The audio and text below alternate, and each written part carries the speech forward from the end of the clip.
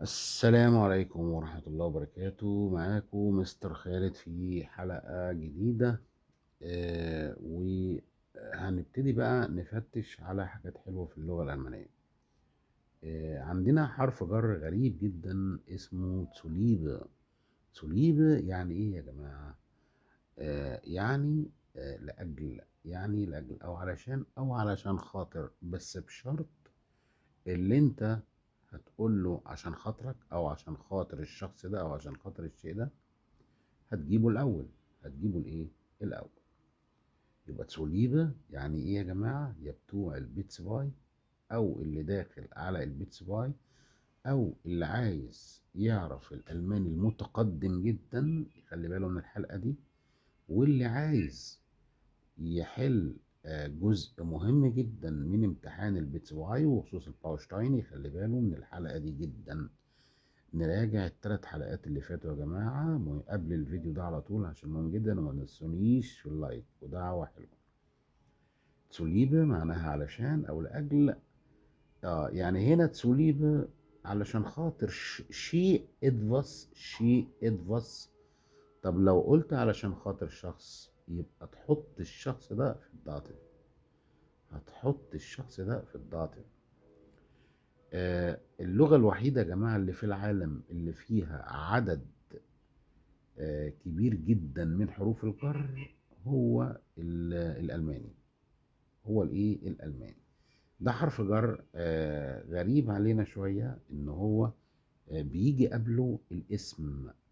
يعني اجي اقول لك علشان خاطرك، اقول ايه بقى؟ ديت سوليبة. ديت سوليبة والله دي حلوة، يعني شكلها جميل وايه. حتى ماشي على فكرة بالمناسبة ان في فيلم ألماني اسمه تسوديا، وده انتاج سنة 54. سوديا يعني ايه؟ علشان خاطرك، يعني علشان خاطر عيونك، يعني سوديا. ديا تسوليبا ديا تسوليبا ديا تسوليبا. تمام. دوت الحرف ده يا جماعة بينضم على مجموعة اسمها الكوزال، او المجموعة اللي بيبقى فيها سببية. اللي بيبقى فيها ايه؟ سببية. واحنا اتكلمنا عن الموضوع ده قبل كده. يبقى بيعمل داتيف، معناه بالعربي لأجل.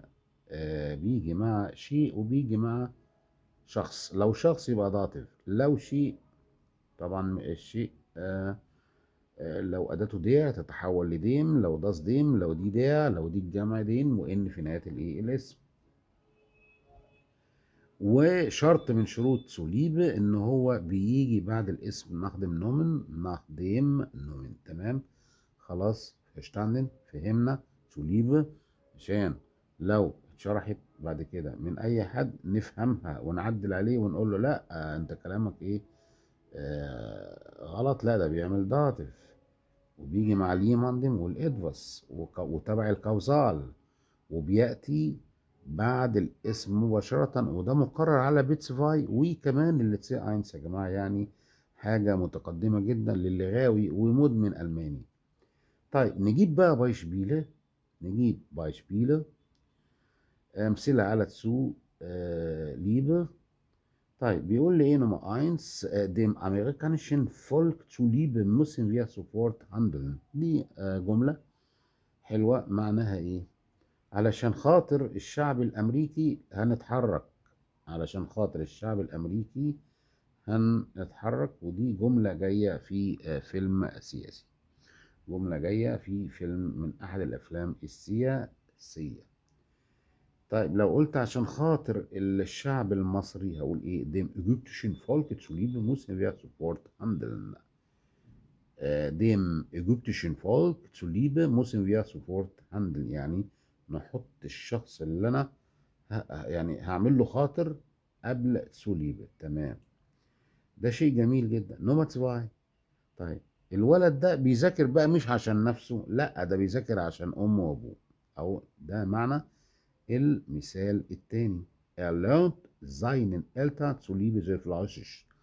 يعني بيذاكر كتير عشان خاطر، ما بيذاكرش عشان نفسه، لا ده seinen Eltern zuliebe. seinen Eltern zuliebe بتساوي فور. بتساوي ايه؟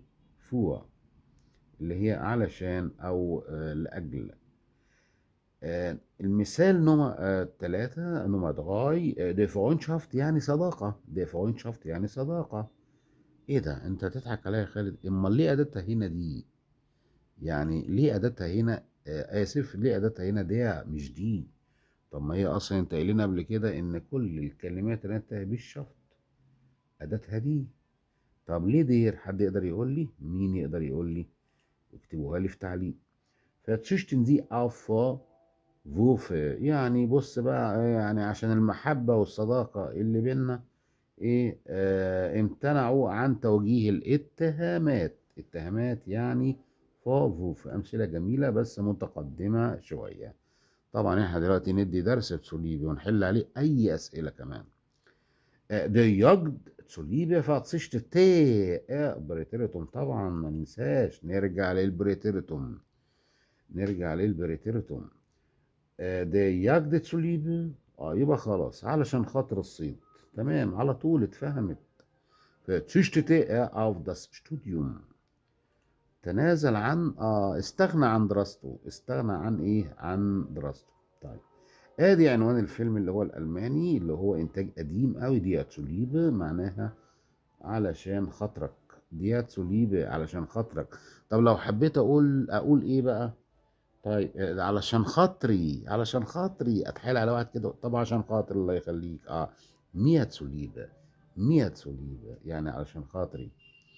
اه eher zuliebe soll er das Schloss damals gekauft haben. يقال بقى ان هو اشترى القصر ده علشان خاطر عيونها، علشان خاطرها، محبة فيها. eher zuliebe.